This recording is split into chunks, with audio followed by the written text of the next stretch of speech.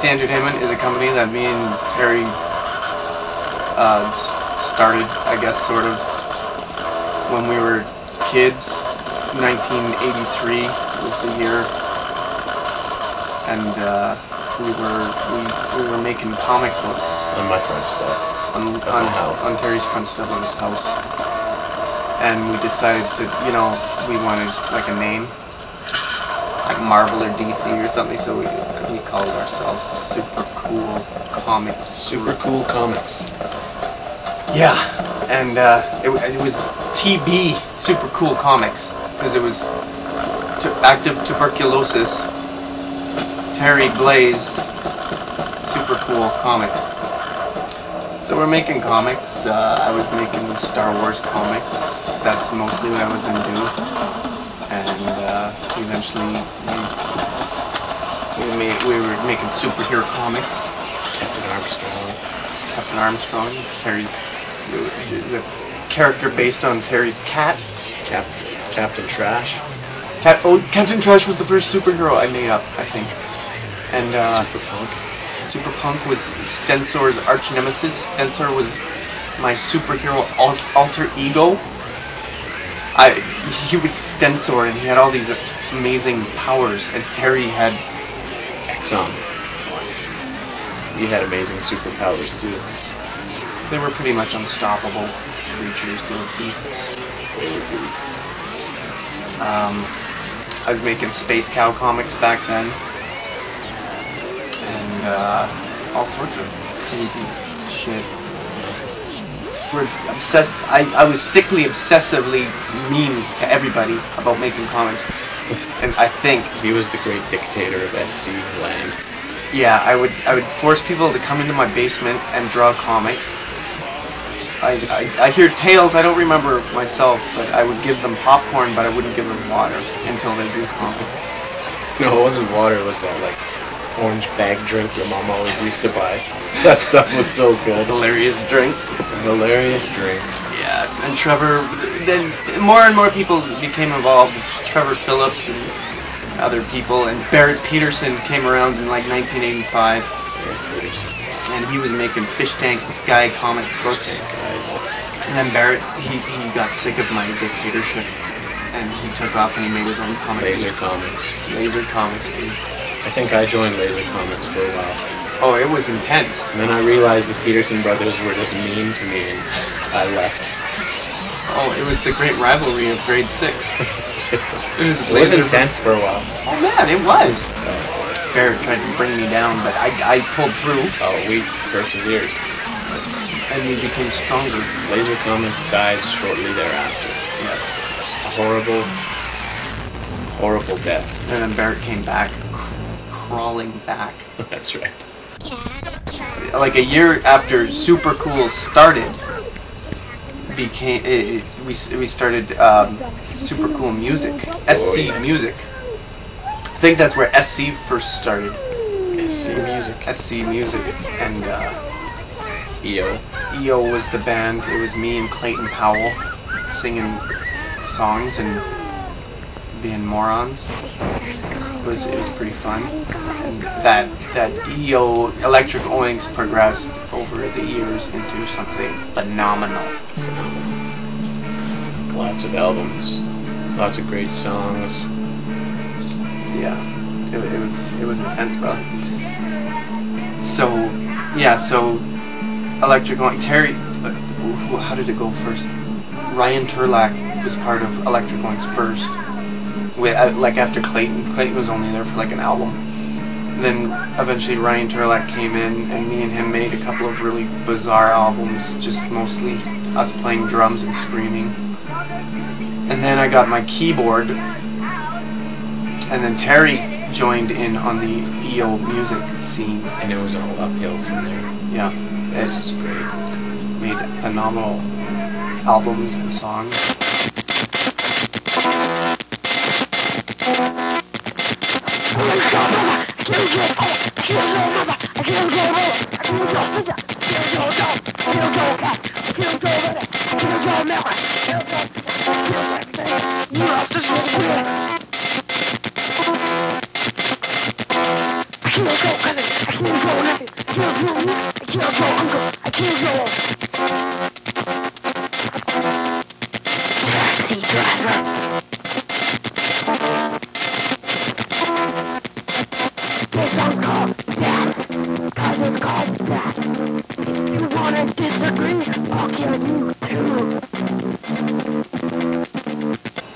Neon Bells. Neon Bells, Satan and Pazuzu, The Red Eyes of My Mother. Yeah, we were doing albums all the time. In one night.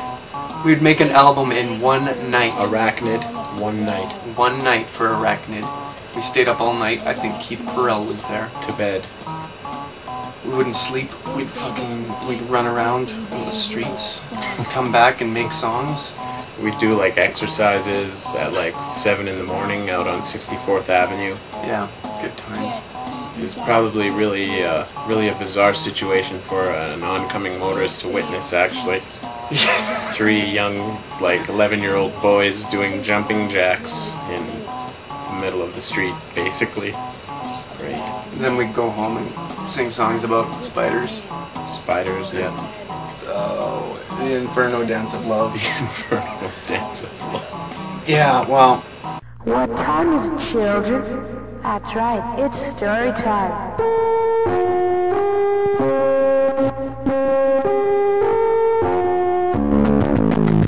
Today's story is gonna be the door from hell.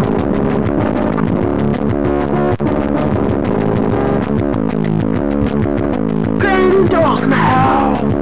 Grand doors from hell. The preacher was on. Cabin door, children. Once upon a time, there was a youth bringing back. He made dolls. They turned against him. They killed his wife. They killed his children. They killed his family. They had pitfall. They stabbed him through the head. They went on a terror reign. They killed everyone in their sights. They came to Canada. The summer after grade 6, my brother Leif, he rented a camera from Granada. Yes. Because he was making some movies of his own. And so we would make our own films during the day while Leif was at work. He couldn't have killed them! He's dead! And we made some doozies. Oh, they were Murder of the Sith. It was just like... Murder of the Sith. It's probably, in my opinion, one of the most twisted things that a 12-year-old boy could do in his spare time.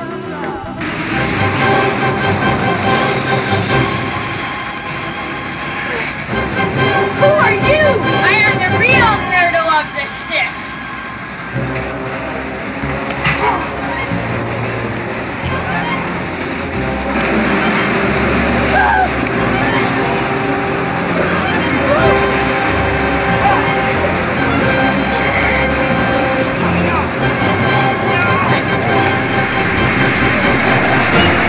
So he goes around and he murders all these people because they're mean to him. And then he doesn't just murder them. What happens? They turn into ghosts.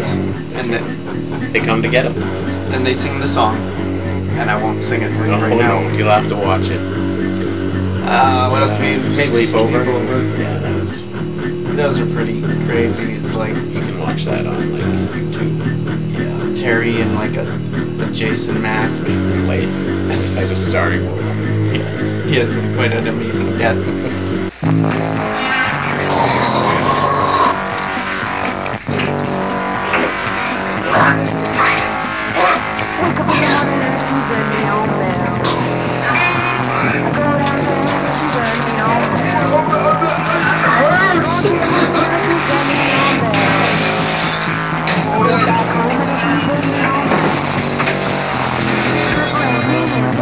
And we made about 100 movies that summer. And WrestleMania SC3. That's all we did all day from like 10 in the morning to like 1 in the morning was like make movies. Like if we weren't making our own, we were like helping Leif make my school. Was it 5 and 6? Yeah. And so it was quite the summer. After grade 7, we did the EO stuff. We were still sort of making comics, not so much. Yeah. But and we were making EO albums throughout grade 7 and 8. But grade 9 is sort of when it sort of took off again. Just exploded. We exploded on the scene. I like Rabbit Bunnies and Wheat Farmer's Cow. Rabbit Bunnies was like 1989. That was just like mostly, wasn't it like a collection of stuff we'd done through over like a couple years and then put it together? Had like weird people, Bo Kofeld and stuff on it. He was an intense guitar player back then. So so grade we started making some more films again, I think. I don't know where we got the camera from at that point. Anyways, we were making Johnny Mischief, Dimensions of Death. And Dimensions of Death never quite got completed. It was such a good idea though. But then Terry got a fucking clown mask. And it changed our lives. That was like the beginning of the decline of Western civilization as we know it. It's true. And we made Halloween Horror with some. That was the first real sort of movie I think that we made with, you know, real credits. And it had credits. It had background music. It had a story. It had a story. Sort of. It had different scenes in it there. We had tons of people came out to act in it. We got a hold of lots of people. Yeah, friends from our junior high school, grade 9. Yeah. Nicole McPherson. Yeah. Charlene Yo, the Helfer Boys. It was crazy. Yeah. I think even like the Petersons were in it. One of them anyways. Yeah, Sean was in it. Prill. We had tons of people in that movie. I want my milk now. I know.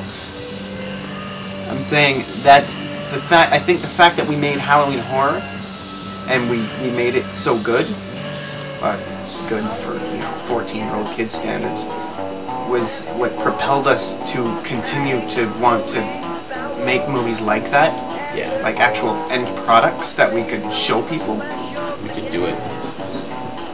We were still making the EO, and we were playing guitars, and we were getting more into actually making real music at this time too. Yeah. Not just like making an album in one night. It might take us 2 nights. Yeah, we were playing real instruments. It was phenomenal. Phenomenal. It was phenomenal. Indeed. And then we met Paul Whittington. Oh boy. And yeah, he threw a cog in the whole plan of us. No, he didn't. He fucking helped us out tons. The guy's amazing. Alf! Alf! Get away! Ah, come on, X, we'll see you! Alf! What are you doing? Get away from that window! The Archmonics will see you! He brought a whole new element to the craziness. Oh, it was mayhem. He sang on the very last EO album of the original EO's sort of albums, 12. The EO album 12. We still play the song 12 these days. Yeah, funny looking S&M. Chain them up, tie them down, make them cry only if they want it. Yeah. Yeah, so we had Paul singing on some of the songs, and that was pretty... It was a hit. It was a hit. People loved it because Paul was witty. He's Whittington. Exactly. And so then EO ended. I can't remember why. I think we had a show in my garage. Yeah, we had the final EO show in Terry's garage. It was like Sean Peterson's birthday party or something. And EO just sort of died after that. And we became like Dads with No Face. Not for a little while though. Yes. You became Neighborhood Threat. That's right. That was terrible. What was Neighborhood Threat? It was this band I was in with like this guy Kelly Craig and Steve Turner. Steve Turner. Is that who was in it? Yeah, Steve Turner was on bass. He was like Gene Simmons times 12. This guy was an animal. Yeah, and then I was in Original Deficiency, and that was fun. It was terrible music, but as I was hanging out with Barrett a lot and Andrea and Julie, and we decided to get together and make a band, and we had lots of fun. It was like some of the best times of my life. But Barrett was on guitar. Yeah. So we don't have enough said. I think booze started becoming a factor then. Yeah. Booze sort of, yeah. I think booze played a large role in like the next era. of our existence. Like the whole Dads with No Face and Beast Fiend type era was just like soaked in alcohol. Yeah, we were hopeless drunks. We were like living like rock stars, but we didn't have like rock star status unless it was amongst the people that like were in our inner circle. Yeah, there's like a few people who thought we were rock stars. Yeah, God bless those people. I know. God bless you people. So yeah, so we started up Dads with No Face. It was just me and Terry. We actually practiced for a long time. It was good. You know, before we played our show. And then we played this first show in Terry's basement. It was pretty cool. We had like a metallic drop sheet behind us. That was our effect. It was amazing. Me and Terry are not in tune with each other, but we do not care. It's going to sound really bad. This is called You Pal.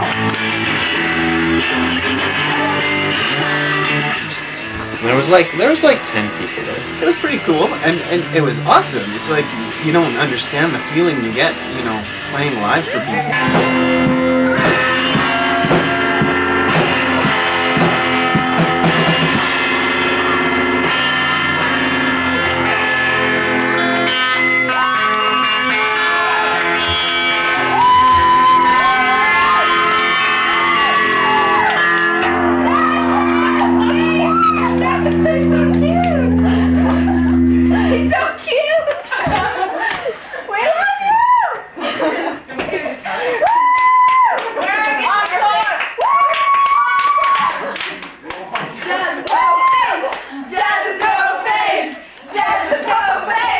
Yeah, so we played that first show in Terry's basement, and that became sort of the standard for what we were going to do for the next decade. Yeah. We'd like just get liquored right up before a show. Fucking, me and Blaise almost had a meltdown one day. Do you remember that? The Sherry Sharman house incident? Oh man. And you came over and like, I think you like slapped my face or like... Yeah, Terry was a little bit late showing up for one of the shows. I think showtime was like 8 or something, and like Blaise wanted me there at like 6:30, but I was like over at my girlfriend's house, like down the street. And like he showed up at like, I don't know, like 7-ish, just mad. But I was like drunk and I didn't know what was going on.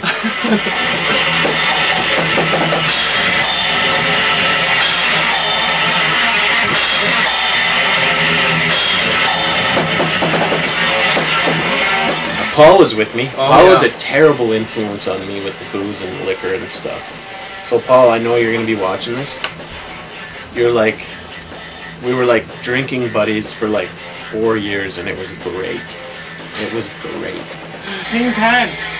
This song is dedicated to Ting Pan. Ting Pan! We gotta write a song called Ting Pan. Hey, I'm no song artist or anything like that, and I do work with the Dads with No Face. I am their technical advisor.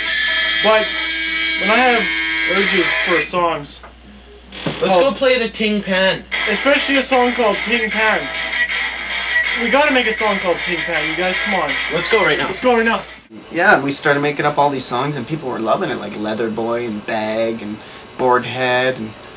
And it was usually about just stupid stuff. It's like, awesome. Board Head was like this little doll my dog used to chew on. Board Head, my friends, this is Board Head. This is the epitome of the world today.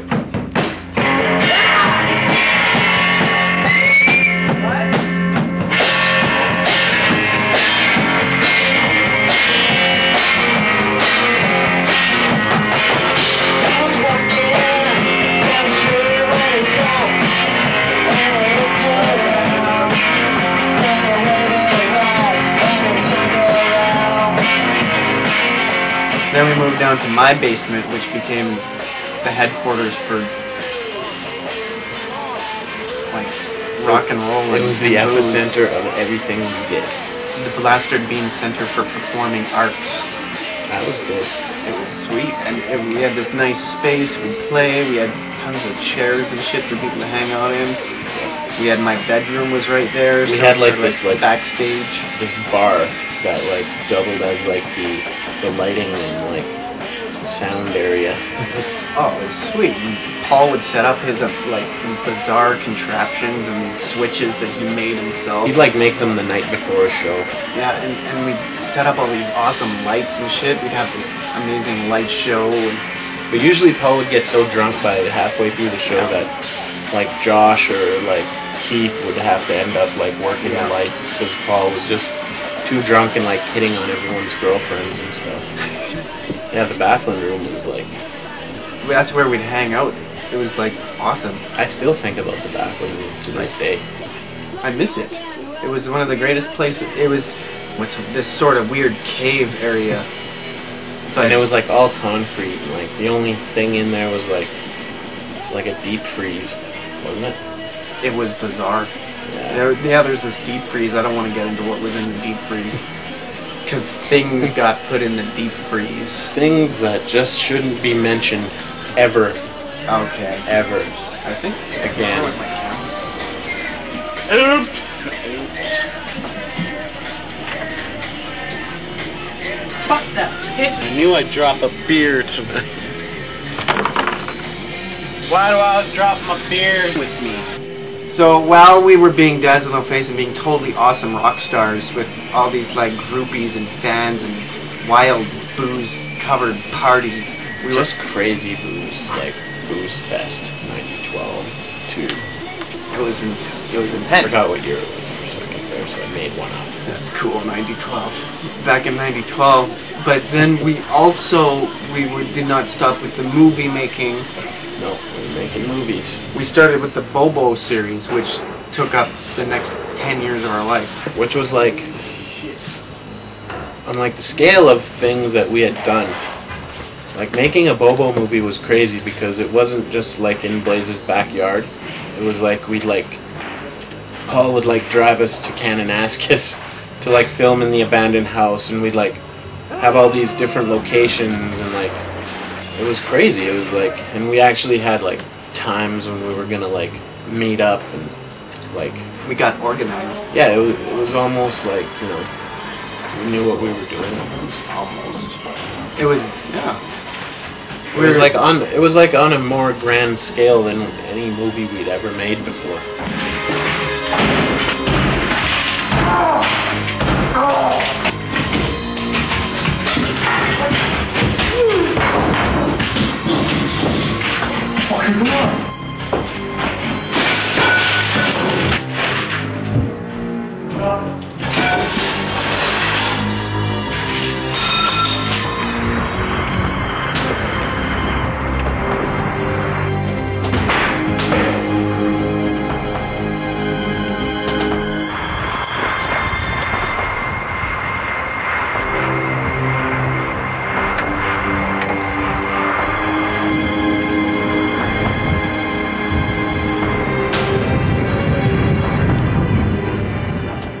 Making films back in those days with Blaise and Terry and Scott and everybody, you know, it was awesome. It was so much fun. You know, that's all we would do is just run around with the camera after school, you know, in between school, even during school. You know, it didn't matter. We always had a camera in our hands, and we were just, you know, every chance we got, we were doing something. We were filming something, and you know, it just never stopped.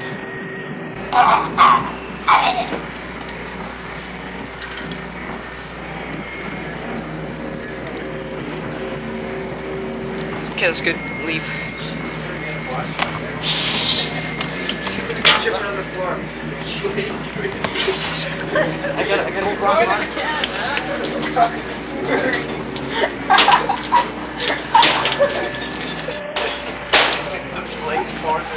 I gotta see this. I want to see this. The movies just got better and better as it progressed. This amazing battle of good versus evil. When you think about it, Rolf is just a ridiculous name. I know. It's like a Muppet name. Oh man. We should have just called him Dr. Teeth. Dr. Teeth versus Bobo. Dr. Teeth in the Electric Mayhem versus Bobo Clown.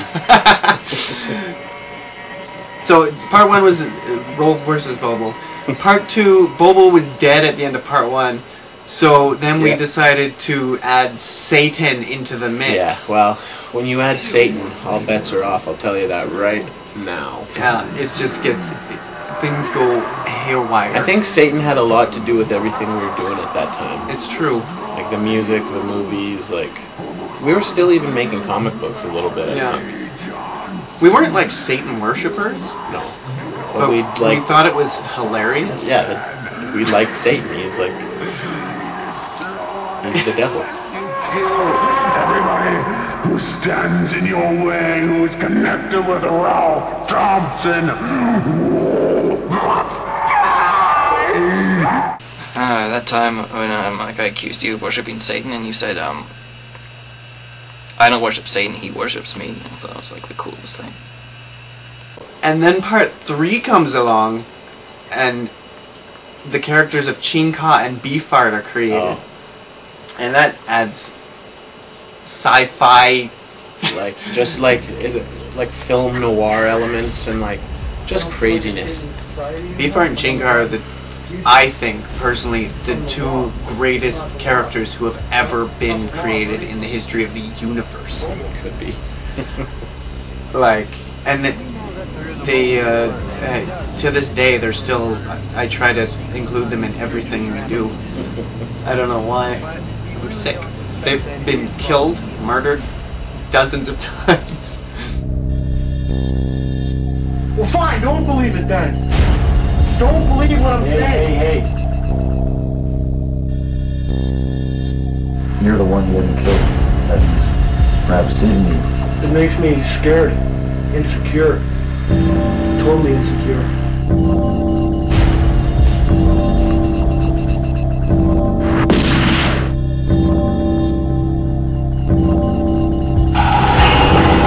I'm scared.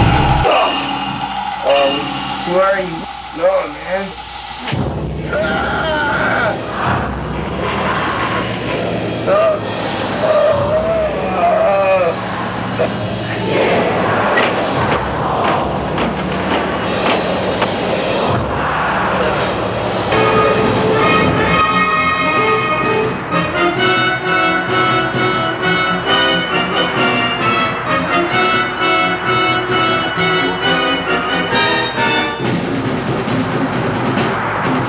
We had to have Osiris, like instead of having God, we had Osiris, right? What's going on? Don't be afraid, Wolf. It is I, Osiris. Who? How come I can't see you? Because you can't. I am a spirit. A spirit? Yes, Wolf. Good spirit. What do you want with me? You are the one that Bobo Clown is after, and I am the one who is after Bobo the Clown. Does Bobo steal a scooter in that one? We don't discuss that scene. Making those films back in those days was sort of like a playground, you know. Those were the fun days of filmmaking, and it sort of prepares you for the stuff that you do afterwards, which is kind of the stuff that, you know, we're working on now. But because we had that, you know, that time, those few years of fun, you know, it kind of generates this discipline inside you after a couple of years, and so, you know, it's something that you have to kind of do and get out of your system before you can move on and do other stuff. So yeah, all of that stuff is just great. Well, we've been on this case for about 4 or 5 years now, and it just seems like the closer we get, the more farther away we are from catching this maniac. It's like 1 step forward and 12 steps back. Like, we're at a loss. We just don't know what to do anymore. Keith Krill was Bobo in part 4. And bits of part 5, I wasn't Bobo either. Well, I don't know what you were doing, but it was also really hard to sort of do Bobo and Chinka at the same time, I think. Yeah. Yeah, because I was off doing like just stupid things at the time too. Okay, it was like sailing down the Nung River with Captain Willard in Apocalypse Now. You're sailing down the river, everything's fine, you're making Bobo movies, all of a sudden you reach Do Long Bridge. In other words, Bobo 5. And it was at that point we got off the fucking boat. Bubble 5 probably shouldn't have happened in the first place. It's Bubble 4, we tied everything up very nicely. Like it says at the beginning of the movie, Satan loses, Osiris wins. But, you know, it's just so much fun making these movies that you just can't stop. Okay, ready? Oh, go. Really? How do you think we're supposed to do that? That was a bit too snobby. No. Okay, once more. That was a bit too smart.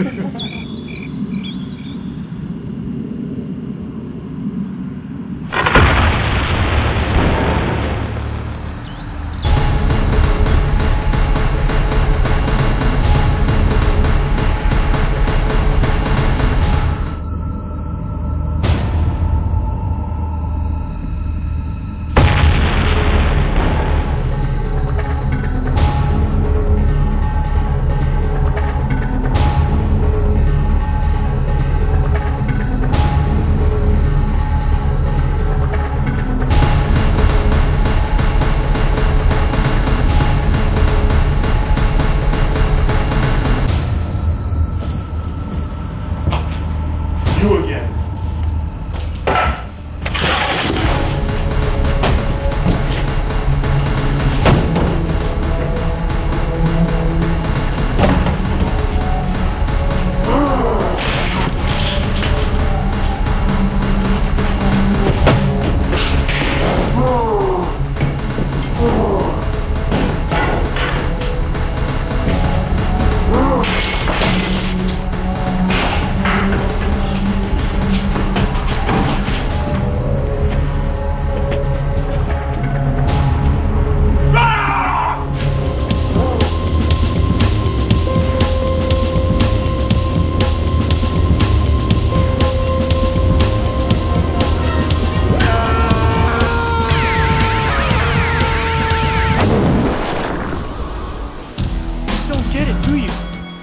You're an agent of evil, Satan's little gopher, and that's all you'll ever be.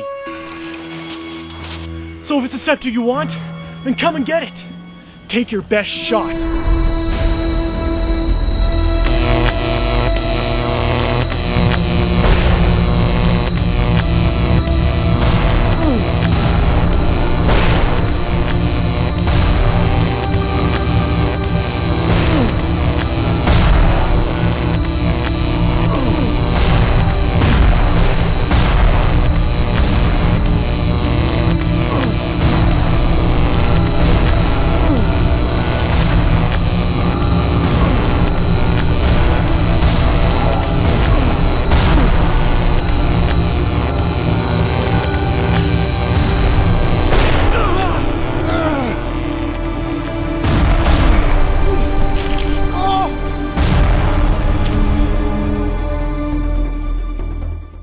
I've had so much fake rancid blood in my mouth for so many death scenes. I kind of miss getting murdered on film, really. Okay, rip it off. Okay, well, okay. Oh, off comes my nipple. Ah! Oh, that's gotta hurt. Oh, God. Look at They your scream for the camera? Wicked. Hi, Mom. There was in 1994, I went into my basement, and what did I find in my basement but a young boy playing my guitar? Oh boy. His name was Scott. This is where life just gets just crazy. I ended up in Blaise's basement, not even knowing who Blaise was. And, yeah, we're playing music. And then Blaise comes in and he just gives me this total death glare. And apparently he hated me, and I didn't even know who he was, and I was all uncomfortable because I was in his basement. And then we're like, okay, so we kept playing, and then I guess they liked it. And then Blaise and Terry had this like secret meeting in a room, and then they came out, and then they played music with me for a while, and then they talked again, I think, and then they made me join their band, and it was good. Come join us, and we will make all of your dreams come true, young man. and then I think we wrecked him eventually. Yeah. But yeah, so Scott joined the band, and it created a lot of changes in Dads with No Face.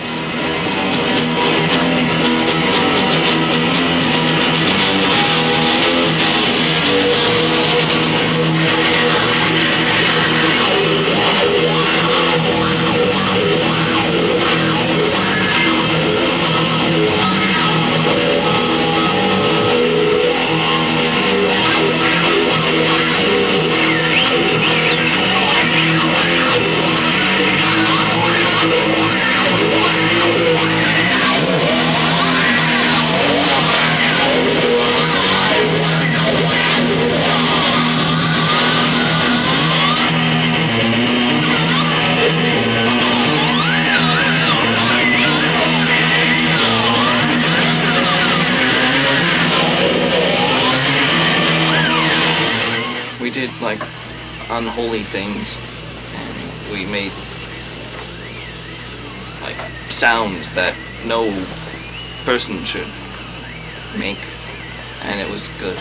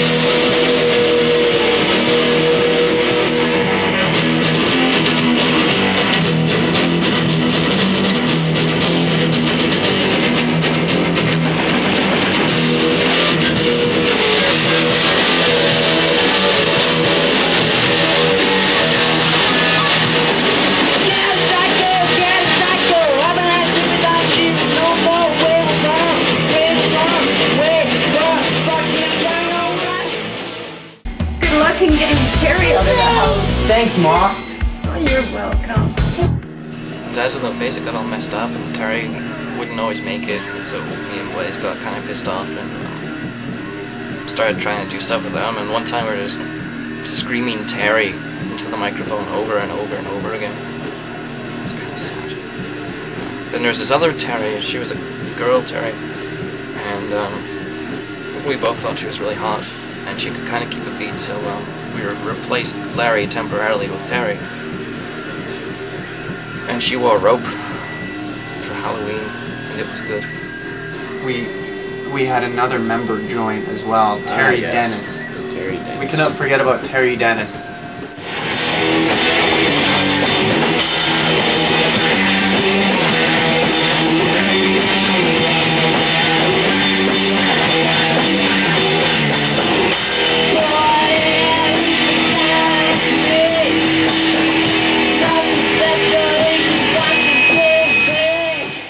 And me and Scott were we were on the street corner playing our guitars, and some girl came out on our balcony and she gave us $1, and then she became our drummer. She didn't know how to play drums. Is that what happened? That's how we met. Well, I think he knew her from school. That's how I met Terry Dennis. Yeah. We recorded one album without Terry. It was called Leroy's in the Bucket. And then Terry came back because... But I played bass. Yeah, then Terry came back and he played bass. We didn't really have a bass player. We never had a bass player until that point. Yeah, and Blaise was always the, what do you call it?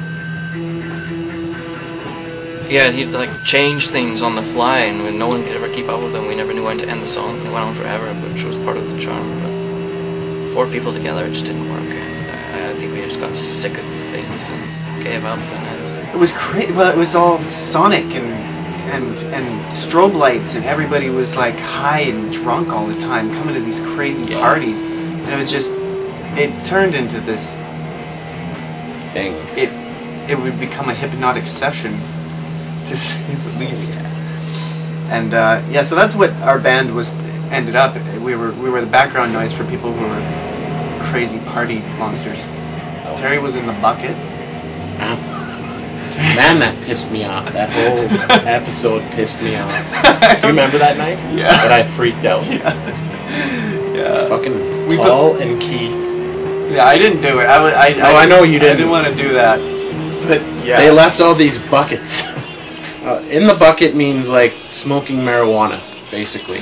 And I was like just started smoking marijuana then, and like these guys thought it would be a good idea one night to like put all these buckets around my house and like hang them from like different parts of my house and stuff. And I came home, and like it was like my friends had turned on me, and like.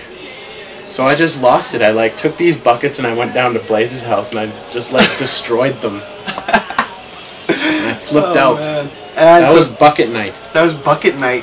I hated bucket night. Bucket night '94.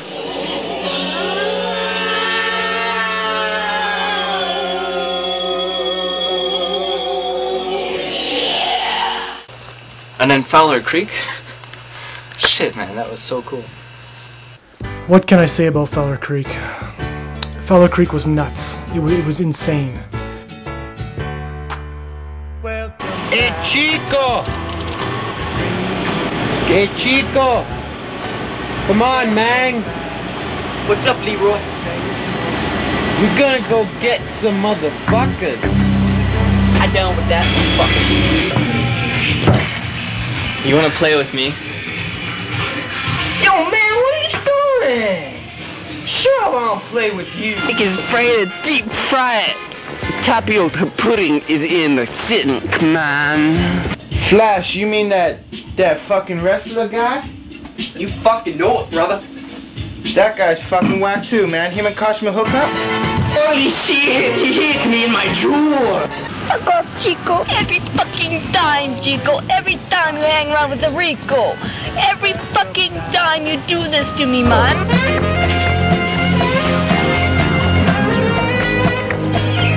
Damn, my day's turning out really shitty. If it's not trouble, it's not worth my time. What do you think, brother? Going to steal the car. In the day? When did you think we were going to do it? In your ass? And if you're not careful, man, maybe he'll take me too. Button suave.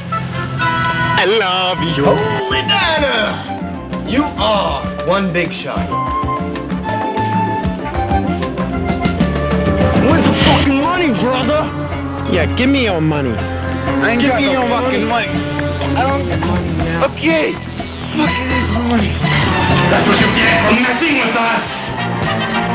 You say that you do not think I should mess with you, my Flash. I will tell you one thing. Bitch, you are the one who's going to die at the hands of the boys of Fowler Creek. I mean, I think the biggest problem we had with Fowler Creek was that everyone took their roles just a little too seriously. And it actually got to the point where we believed we were those characters in real life. It was just out of control. I mean, Blaise was running around with a loaded handgun everywhere he went. If you didn't call him Chico every 5 minutes, he'd get upset with you. Terry was arrested on drug possession charges more than one time. And Scott? Let me tell you what happened to Scott. The guy just disappeared without a trace. For like 2.5 weeks, no one had ever seen or heard from him. Then we get a call from him. He's in some Saigon hotel in Vietnam. We had to wire him money, get him back into the country. I have to admit that even I got a little carried away with it too. I used to go down to the Alpine Steak and Loud and start picking fights with people. I remember this one time I actually believed I could take on 8 guys at once. And it wasn't until I woke up the next morning in the hospital with 25 broken bones and bruises all over my body that I'm not really Mike Flash. I don't know.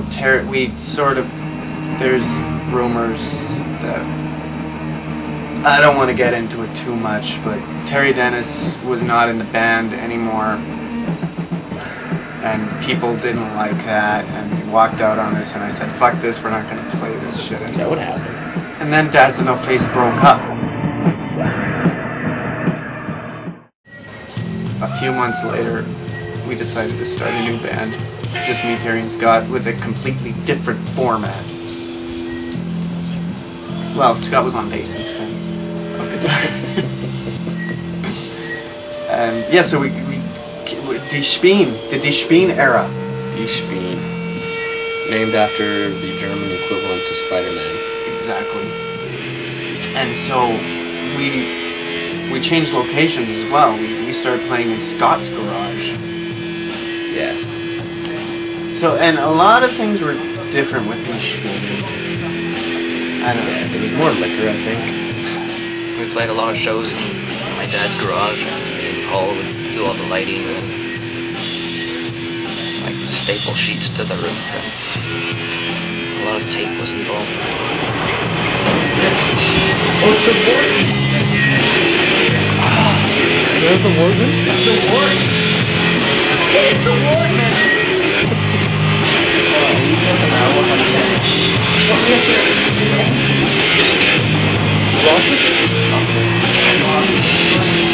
Lost is very loud, it's very loud, it's very cheery. Amazing life again, boy. The really bad in the world. And one time I thought it was a really good idea for pyrotechnics to like take cans full of gasoline, just like tin cans, like a quarter full of gasoline, and light them on fire, so these kind of torches. It's really unlucky, maybe we get knocked over. But I remember at the end of the night, like everything was kind of covered in soot, and I was blowing my nose for 2 days, and just this black goo was coming from the smoke residue from the gasoline. It was awesome.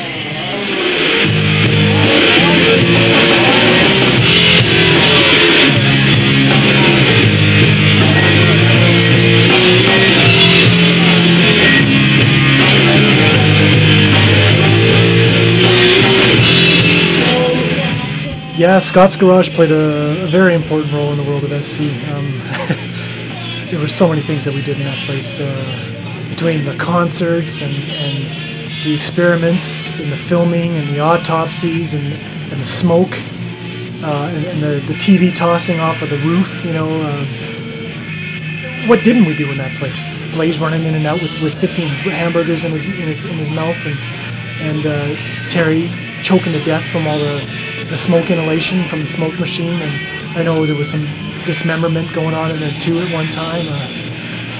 I don't know if anyone actually died in that place, but you know, I wouldn't be surprised. This is called fucking around, doing important shit, like a child wanted to.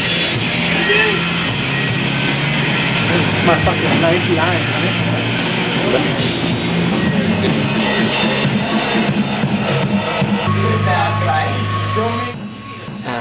Opened up the garage, all the smoke's coming out. I was afraid the fire department was going to get involved. I don't know how to do that.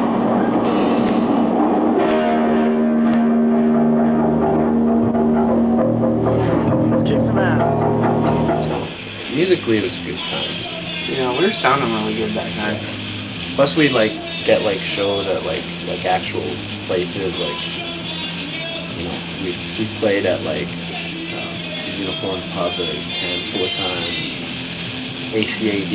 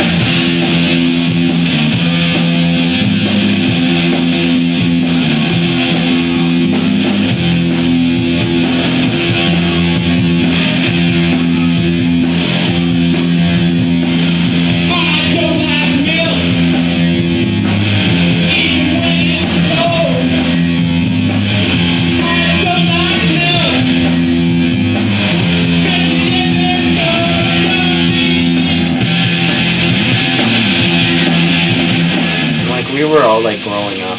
We were all like adults almost. Yeah. I think we were like 18, 19, 20 at the time. Yeah. It was like, life just brought on this whole different set of priorities. It's like, we couldn't put it all into like focusing on all our like music and stuff, but I don't know, I like East Queen, it was sweet. Like, I think our best album ever like came from East Queen. Yeah. East Queen Visit Zombie Island. Yeah.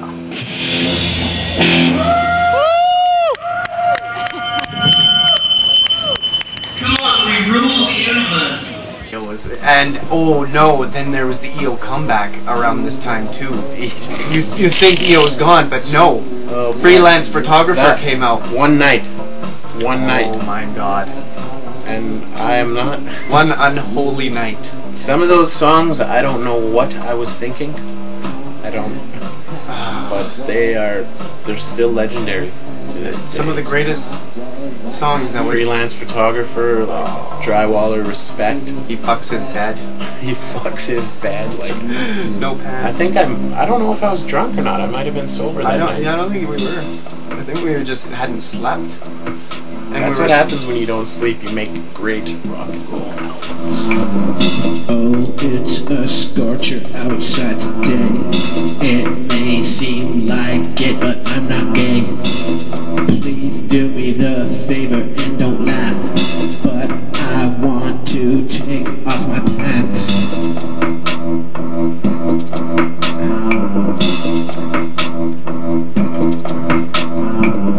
I like to run around in the street. Oh, don't worry, you won't see my meat. I just love to run around with no pants. You're gonna like it when I take off my trousers. You're gonna love it when A lot of really bad meals at Humpty's were involved. Pizza pierogies. A lot of cigarettes. But I didn't smoke then, I didn't even drink then. It was kind of weird. Plus Paul did a lot more singing. He did like Paul Hede. Which is great. It's like a great song. Yeah, he had all his songs, Enchiladas, Ting Pan.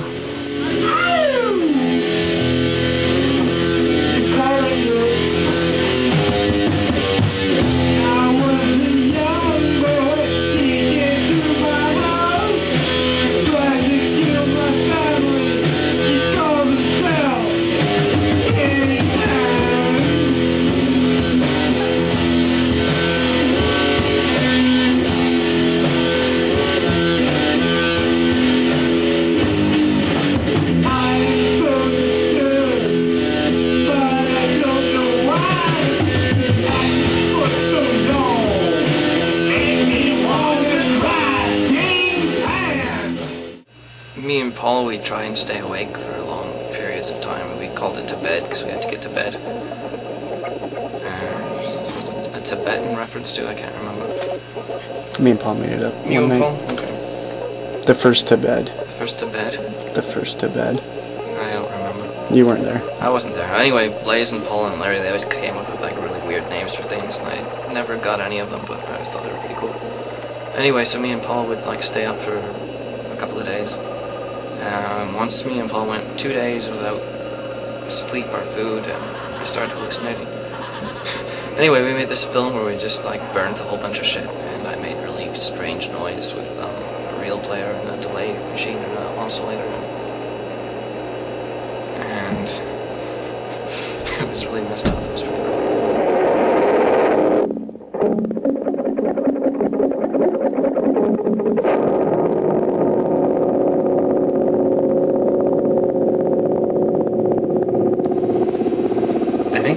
Around that era was like this last to bed we had. Yeah. At your house in that basement. Yeah, that was the we were like, weren't we were like listening to like a lot of Black Sabbath at the time and stuff.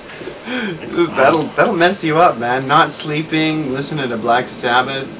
And then that whole era, there was like the Gypsy Woman and To Bed and Encounter at Farpoint and like just so many things were going on. Like things you could never possibly ever understand.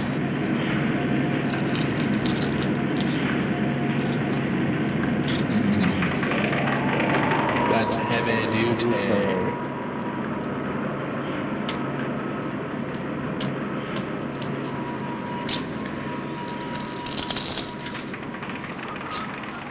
This food ain't that good, guy.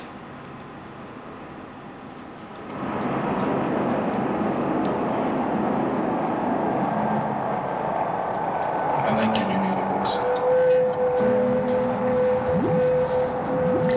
Fuck you. But up until then, it was like all we did was like hang around and like make things. But now it was like we had like girlfriends and like other outside things we were doing, and it was just crazy. It was a weird crazy time. times. Yeah. We were like filming. We filmed Bobo 6 for like 5 years. Yeah.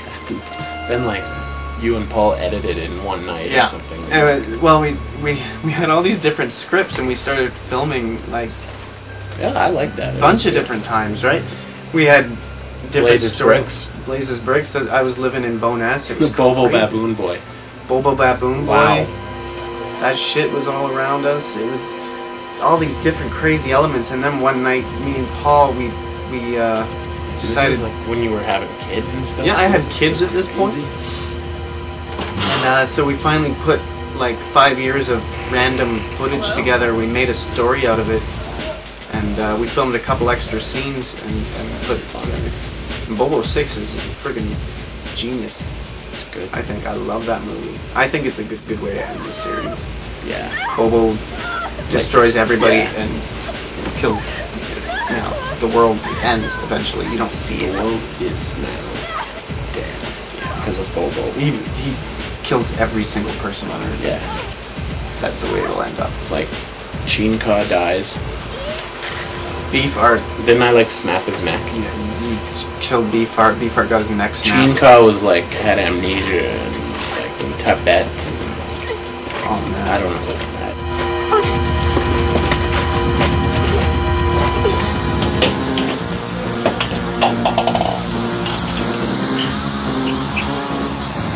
Last is complete. The ultimate solution for the ultimate problem. What do you think?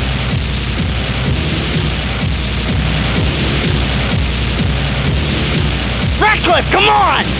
Come in!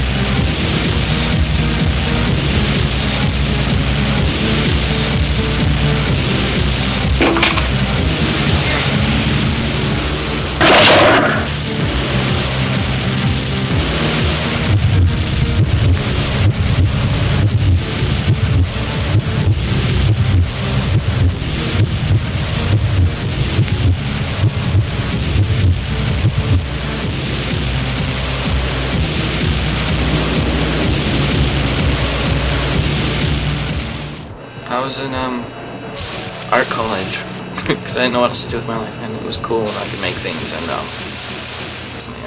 know, be academic at the same time. And yeah, me and Paul, I can't really remember why, but we thought it'd be a really good idea if we started smashing television sets, mostly because we hate them, I guess. We got this really nice picture of Paul with a sledgehammer breaking one of those really old TVs. And something about the aesthetic and the noise and just the way it looked and sounded and the violence involved and stuff. It was just really liberating, really fun just to break TVs.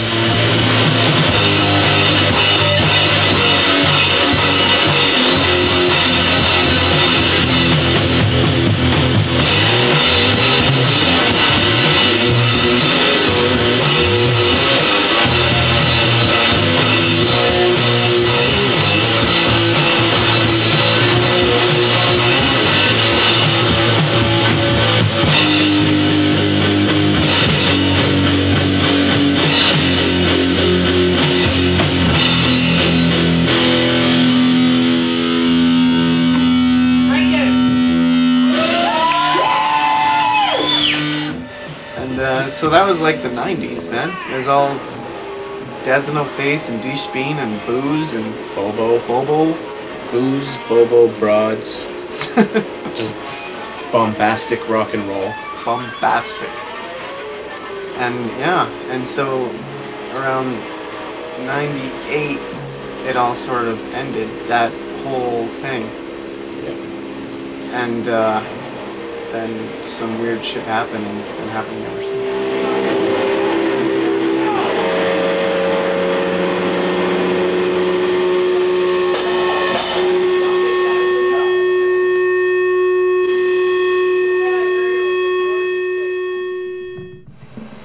I was living in this place, and then there was this laundry room. Oh yeah, that was like the new Backlund room, only it was depressing and sad. Yeah, it wasn't fun. It was depressing and sad. I made my only solo album in that laundry room. And and it was beautiful. And you made like so many albums in there. Well, I made 3 or 4 albums in there.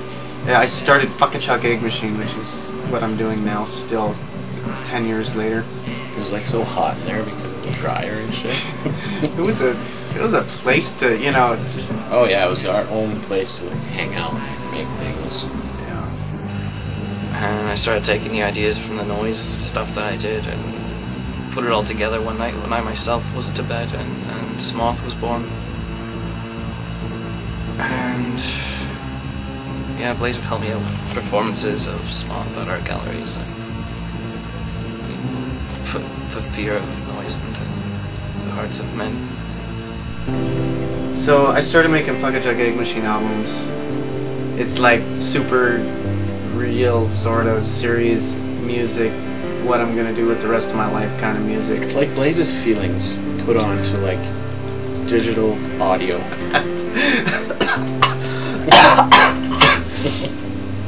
Yeah. The Kolodychuk Egg Machine. I should discuss exactly what that is. That is me trying to tell these stories.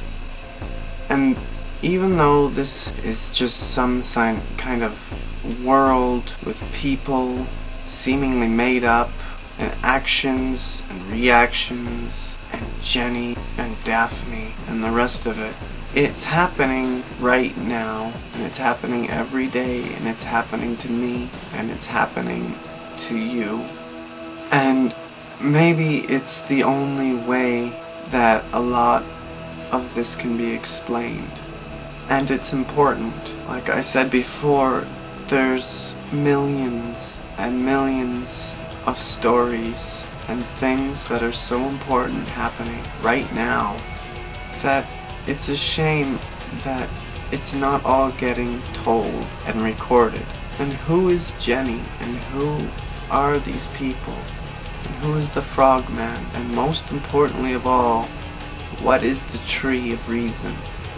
I think the point is that's up to each person to decide, and up to each person to see for themselves what it is that I'm trying to say.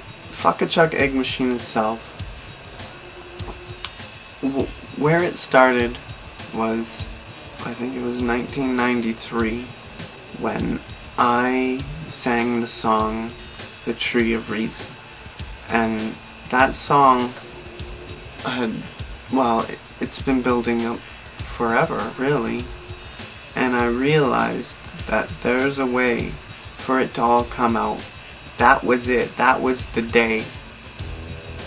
You know, sitting in that basement, playing guitar, sitting on the floor, with Terry playing drums.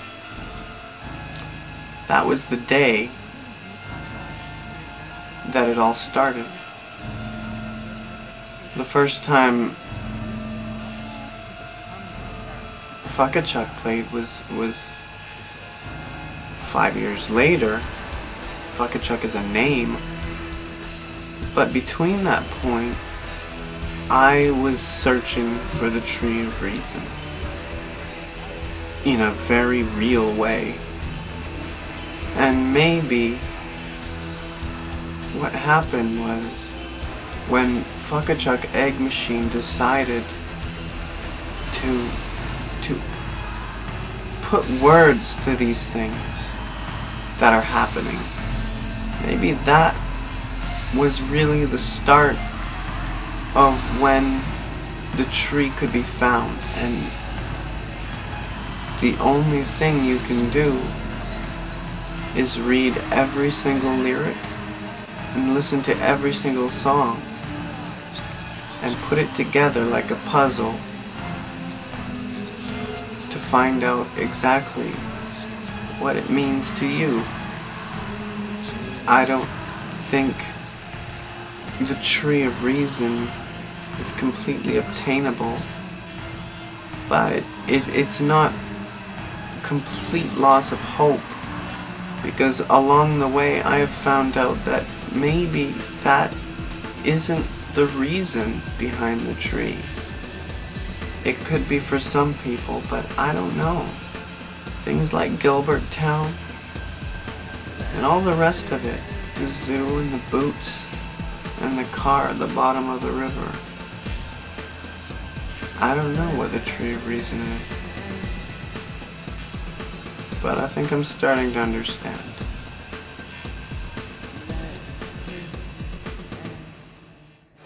It was a depressing time for me. I lost my laundry room, I lost everything. It was dark times. Dark times, and that, you know.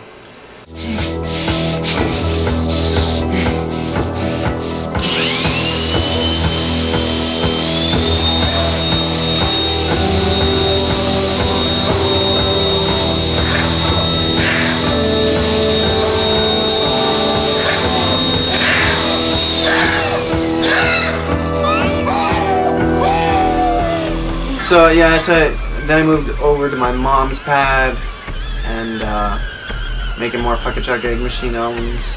I think Paul and Scott at this point were doing Humanity on Fire, and they were doing some other things that I don't want to talk about. Yeah, me and Terry had no part of that. No. Evil. We're not even going to talk about that. Okay.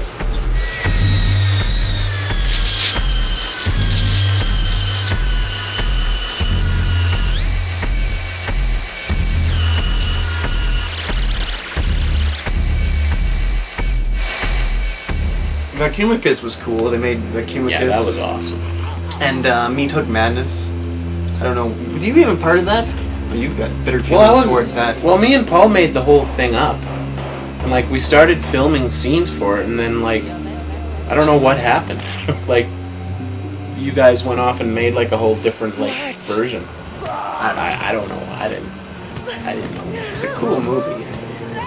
Susie started joining in with the fun back then. That was like one of the first movies where you actually made the soundtrack. Yeah. Paul and Scott did a lot of that. First movie I actually made a soundtrack for was we used Die Speen for the soundtrack of The Zipper Within and The Shirtless Hill. We were making all these weird little short movies at this point. You know, like the end of Die Speen and the start of Kolodychuk Egg Machine. We were making all these weird short movies. Yeah, that's when you lived in Bankview. It was crazy. Shirtless Hill and stuff. Uh-oh.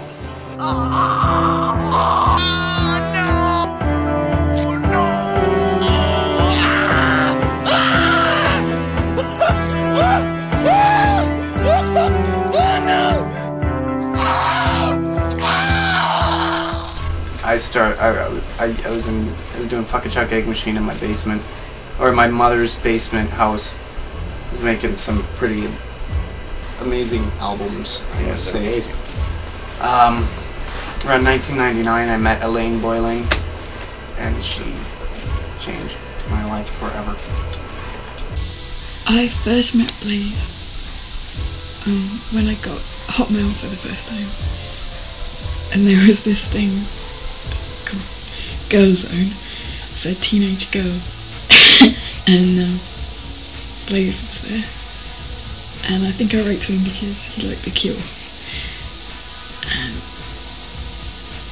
it didn't take long before he said, "Have you heard of this band, Kolodychuk Egg Machine? They're brilliant, you'll love them, you should listen to them." And ended up giving me a bunch of CDs, and I think he had stuff on mp3.com. And then a while after that, he sent me some music and asked if I would do spoken word on top of it. And that's how Kolodychuk Pandora Machine started. And then we made an album. And she makes lots of music on her own. We've made music together. She helps out with things that the films we make. She's one of the mightiest members of SC that I've ever come across. I remember kind of obsessively listening to a tape of the Kolodychuk Pandora Machine music and 3 MP3s from mp3.com, which was Dark City and Nitro.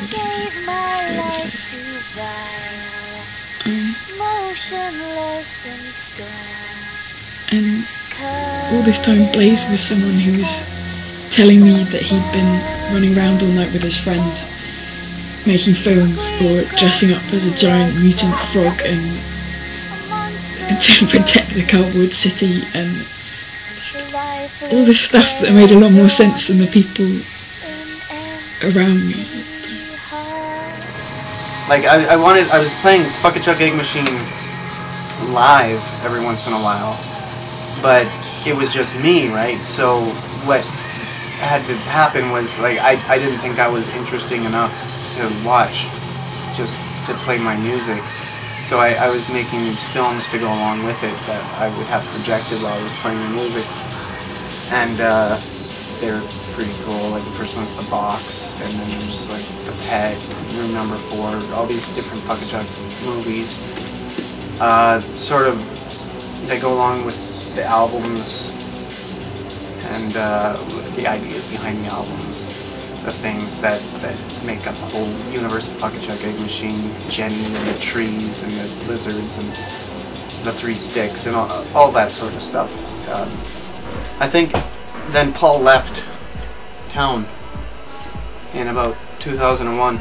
Is that how long he's been gone? Yeah, he's been gone. So we've been without Paul for a long time. Jeez. The problem is Paul's not around, and without Paul, nothing gets done because he had the car. I remember poor Paul, man. Always driving us around, but half the time he was like the instigator himself, so it was okay. And me and Blaise would get really hyper, and sometimes Blaise would attack his car, and I don't know why. Remember that time you kicked his handle up? You're just waiting for him to come, like, come on, you're kicking the shit out of his car, and the handle broke off. You're like, oh, sorry. So Paul Whittington, the era of Paul Whittington was over, and I needed to do something to revitalize the SC film industry. And so I decided to make an ambitious project. This is the story of my life. I make these ridiculously ambitious projects with like $5 to spare. I've seen it. And I've seen it happen. You know, any other person, it would take them 1,000 people and $50 billion to make the things that we make. But we can do it with like $5 and some plastic. Like 12 friends. Yeah, and it's cool. So I decided that I wanted to make a movie, and I made Cindy May and the Color of Doom. But I think the first thing that really blew my brain of what's possible to make with no money, just people, was Cindy May and the Color of Doom. I remember forcing my sister to watch it all the time, along with all the other videos that Blaise had sent me. Cindy May and the Color of Doom. And it was a huge movie. It was filmed in different locations. Tons of people were in it. Chinka and Beefheart were in it. We weren't in it a lot though. Not too much. We had our little cameos in there. But you know, they were in it. Didn't you play like the creep or whatever? Yeah, I played. Well, the thing was, the villain was a cat from outer space. Yeah.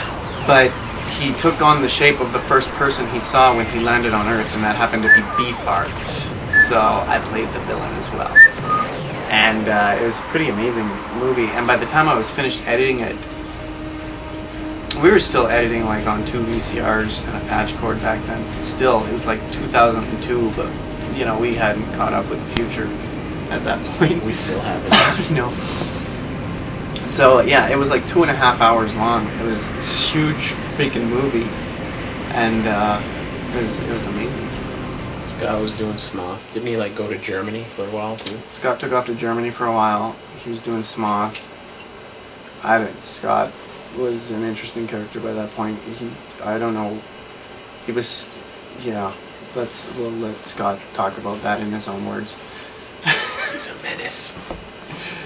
I joined this group called the Mannequin Depressives. They're kind of a synth pop band, and see, they borrowed my Smoth cassette from '97, and without really telling me or asking me, they sampled it profusely throughout their first CD.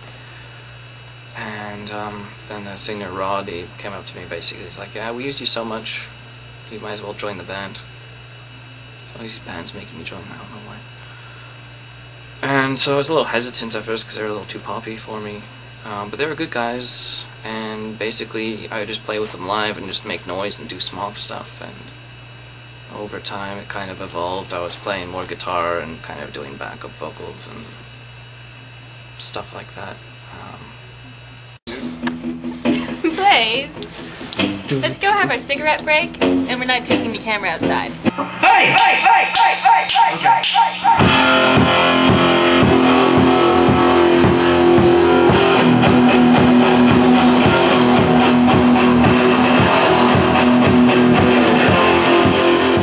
I think every once in a while, like every year or two, me and Terry would try to get back together and try to restart like Die Speen or Dad's in No Phase or some kind of project like that.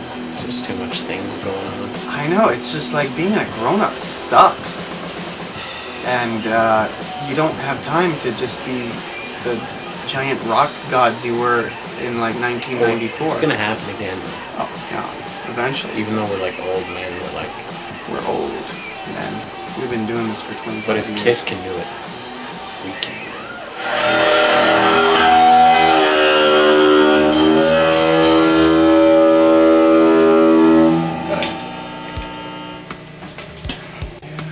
I'm getting too old for this. Me and Elaine were making music together, first under the name of Kolodychuk Pandora Machine, and then eventually Death Ray Gun, which is, I think it might even be taking over as far as what I think is the most important thing for me doing musically is Death Ray Gun. It's a pretty huge deal to me. I think a little while after that, we started making more music. But it was different, so we called it Death Ray Gun.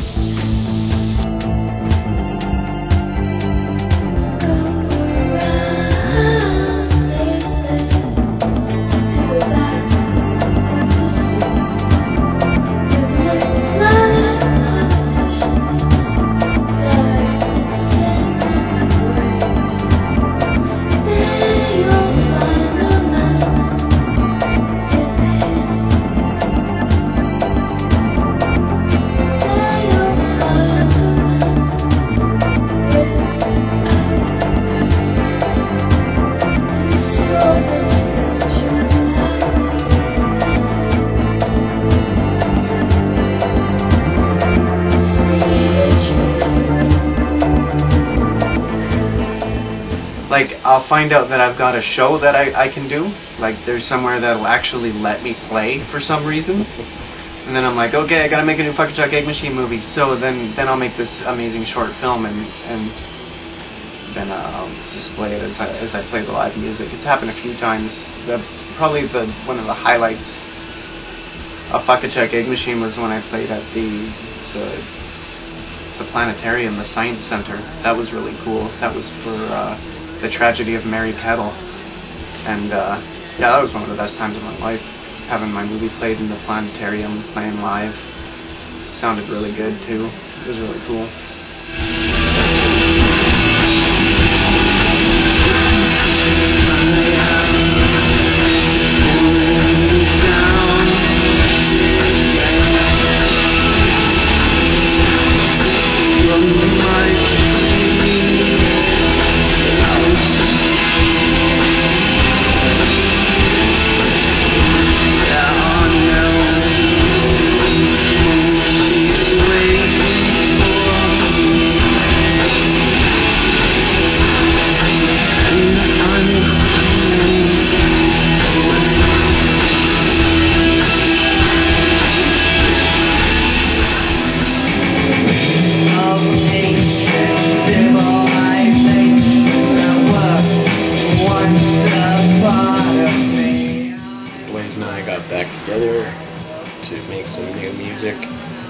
under the moniker of Hypnotic Sessions. Session? Is it Sessions? I don't even know. Is it the Hypnotic Session or the Hypnotic Sessions? Hypnotic Session. It's just Hypnotic Session. It was like I we love like it. use a drum machine and a computer. It's a drum machine. Yeah. Like I would play bass, Blaise would play guitar. Like, we have a couple of songs that we actually like completed.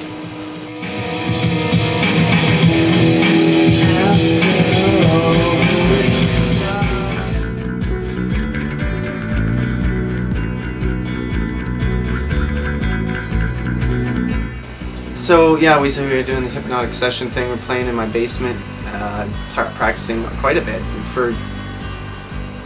for us, you know, because we hadn't done much in years, We hadn't right? done anything forever.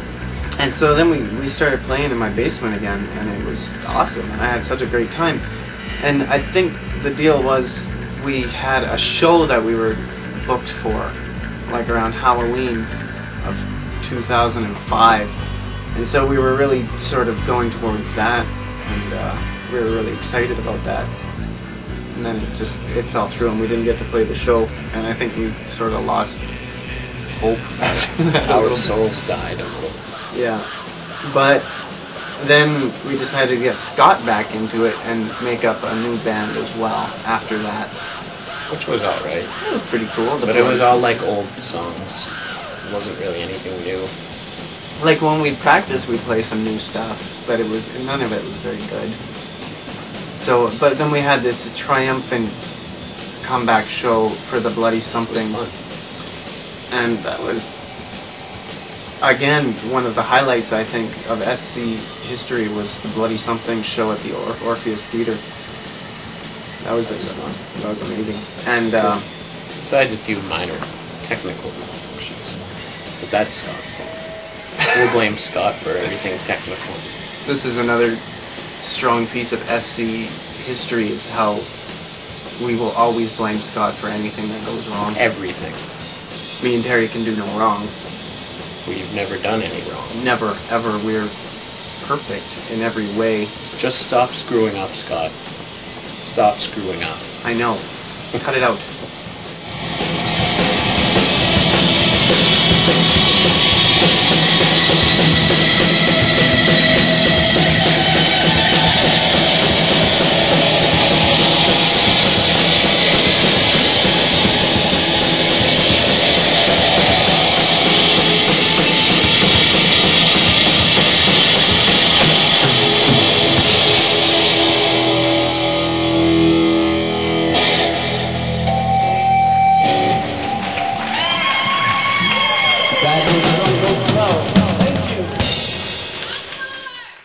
So I went to school, and after that, I figured I had something to prove. So I made the movie Out of State. Amazing. That was an amazing movie. Because we started using computers at that point, so I had all this technology I could use, green screens and special effects. Animatronic beavers. Animatronic beavers. It was amazing. And, I think I've gotten a little weird in my old age. I think everything should be like black and white and shitty looking and just look like 1962 television. But that's just nothing wrong with that. It's just the way I like things. That's the golden age. It's the golden age, man, and I think it's beautiful. And Out of State was an amazing movie. And again, Chinkom Beefheart were in it. It's about a guy from another dimension who has to eat human flesh in order to get back home, and then he's on the Beefheart and Chink are on his trail, and they end up in this crazy town run by this guy named Bruce, who's also from another dimension, and the Frogman, and the Tree of Reason. The Tree of Reason. I add the Kolodychuk elements into all these things that I do because I'm obsessed. It's like he is obsessed. It would be like freakishly obsessed. If I could start some sort of cult, maybe get together some sort of commune of people on a plantation somewhere, and we could all just sort of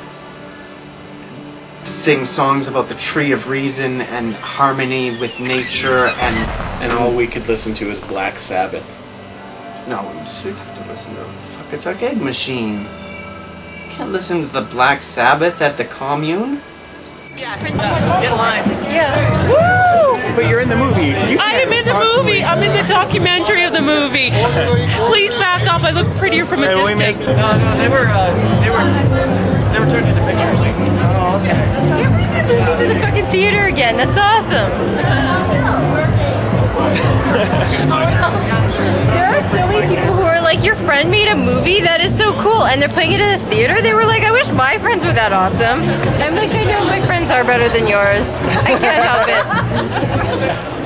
Isn't it a great Blaise film? Yeah, good to see him in the theater. And it'll be up. Oh, announce your film gonna play. Space Cows is next week. Yeah, when's that playing, you know? 9 o'clock. On the 27th as well? No, 27th is your other one. Okay. You're implanted. Space Cows, trying to do it next week, just for fun. Okay, well let me know. Okay. So I'll leave one because I like that better out of state. After that, I made the Space Cow animated series, which is one of the greatest achievements that ever. I love that, and you know, it's like it goes full circle, man. It's like Space Cow was like one of the first things I ever did with SC, with the comic books, and then you know, now I'm making animated series out of it, and it's really cool. And I plan on doing more.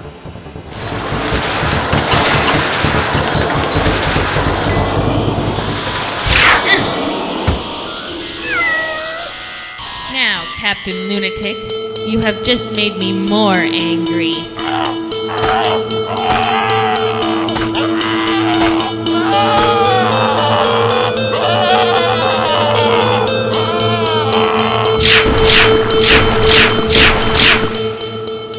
And now to save the whole planet from this insane band of space Nazis. And I think Blaise was just exploding more and more and more. The amount of effort and the things he can convince people to do when he's making things like Out of State and Space Cow. And then Space Station Zero. And it's pretty hard when your friend has built a space station in his basement and convinced his friends to play an alien and to dance around and make rockets and it's pretty hard to be able to give up on anything and to not follow anything through with your convictions. And it's just ridiculous and brilliant. And how can you ever see the world as anything other than brilliant if you've got something like that? We had a deal, Nyla. Your deadline is up. And my last experiment. Well, let's say I need a new specimen. Now. I swear to God I was gonna go into the sewers again tonight. They're not easy to find, Dr. Reinhold.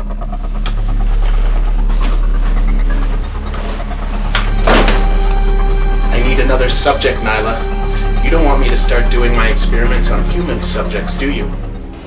And after Space Cow, there was more Kolodychuk movies, Implanted. One with the fish was around somewhere. Making all these short films between these like huge features like Out of State, Cindy May and the Call of Doom. There's short films going on between there.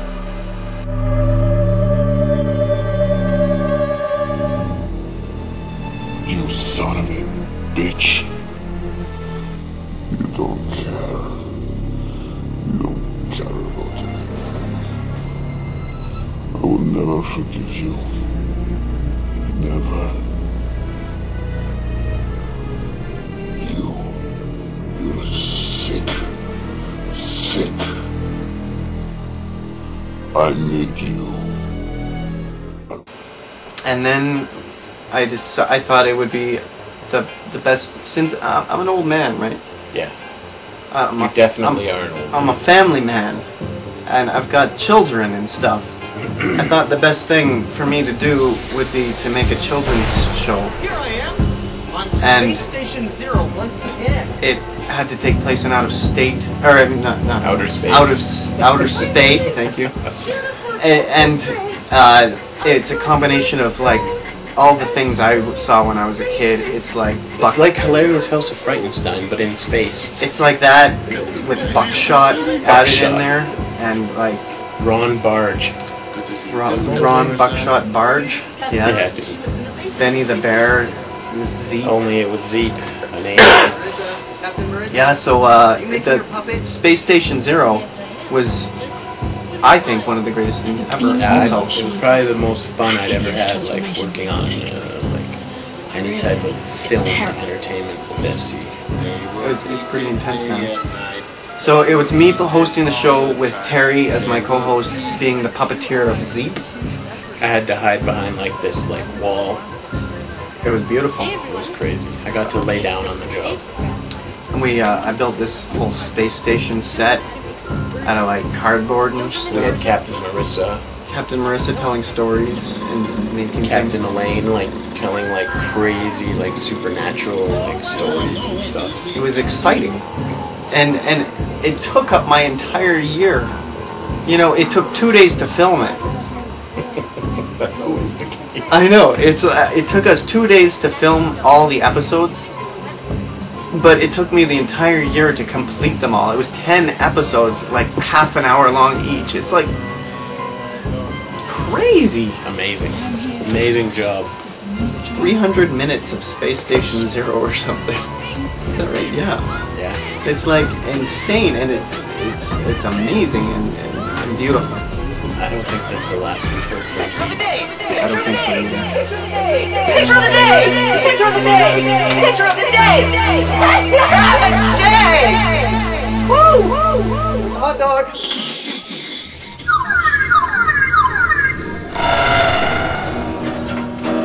Zeep likes pie.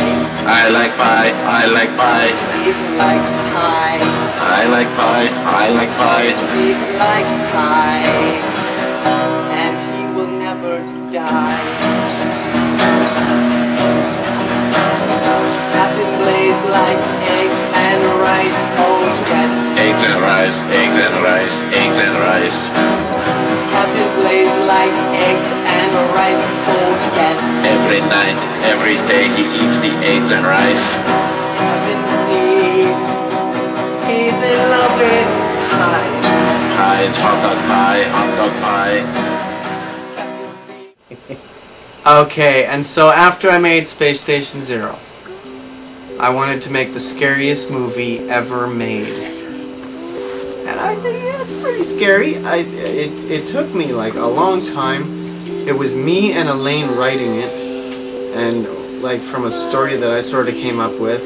And Zebra for Sally was a huge movie like Outer State, only I think it's better. It's more me. A Zebra for Sally. Blaise strangely pretended he couldn't write for a little while, and had told me these ideas he had for a film, and I messed around with it and turned it into some kind of script. And then he miraculously found out he could write again, and turned it into this huge thing. And it's fantastically unbelievable the fact that there's so many people get so much bizarre talents and convinced to do this and get a chance to do this stuff for no money and for no pressure and for no reason other than just because it's brilliant. Why the fuck not? You know, like I finished Out of State and I sat back and I looked at it and I'm like, I'm trying to please somebody here. And I didn't like that. So, you know, Zebra for Sally is just pure me not giving into anything. It's all him. And this young character. I almost died on set. Yeah. Oh my god. I poured pudding all over his face. He couldn't breathe. We'd forgotten that if we covered my mouth and nose that I wouldn't be able to breathe, which was the case. You know, and it's stuff like that that sort of is the whole reason behind SC Entertainment. Almost like pushing your friends to the brink of death and then bringing them back. Exactly. That's what it's about.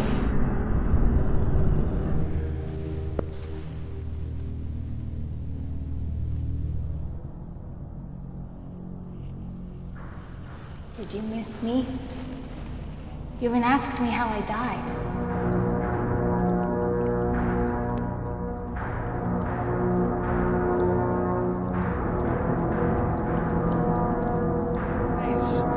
She's in your eyes! No, she's in your eyes! Here, Victor. Shut up! Stop it!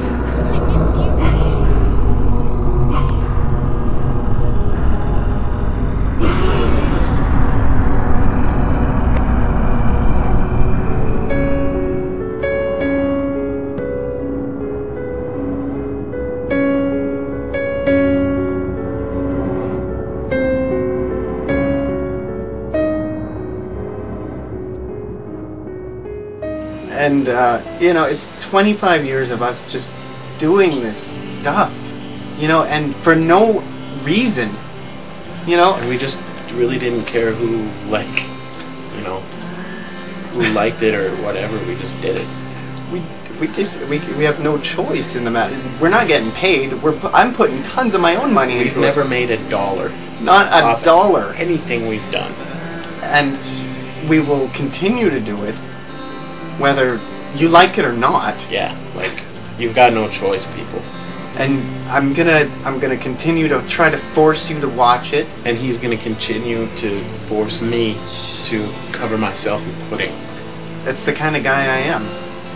And like, we're 32 years old, and we're still covering ourselves in pudding, and like, and we're just screaming and playing guitars, and you know, even the comic stuff doesn't even stop. You know, I'm still putting out SC Propaganda magazine. Trevor Phillips from 1985 still making comics for me. You know, it's insane. You know, we have paper magazines. We're on the internet. Like, we've been on the internet for like 10 years with me just trying to force people into enjoying this stuff, whether they like it or not. And there's only a small group of you who actually enjoy it. But fuck, you rule. Definitely.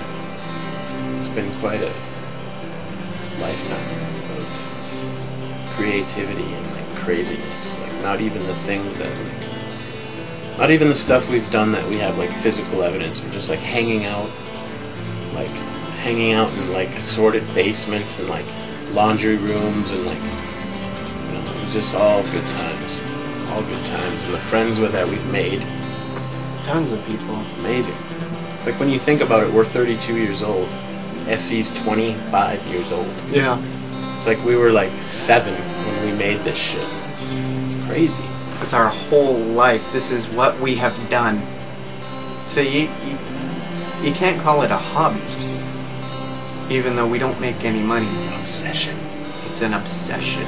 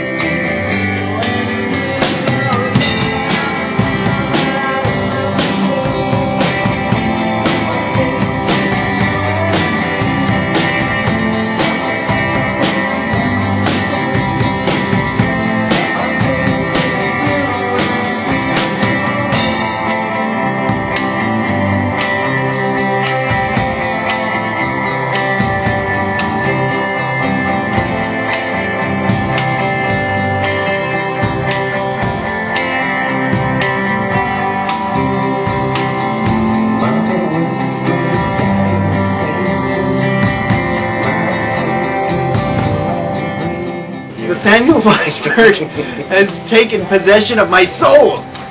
We will be in outer space in the year 2052, and I will be making paper mache versions of Earth in my outer space craft to film, and you can't stop me. You can't stop him. He's like this force that's like otherworldly.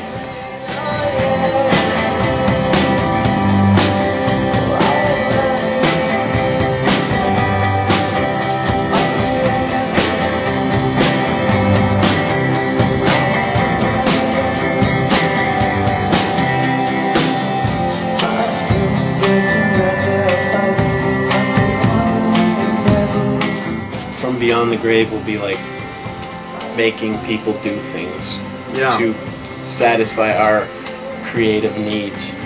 Yeah, you know, 100 years down the line, some young teenage girl will be sitting at a table, and she will be visited by the spirit of 3 ghosts.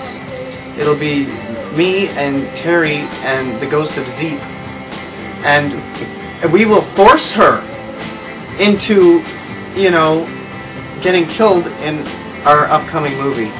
From Beyond the Grave. From Beyond the Grave.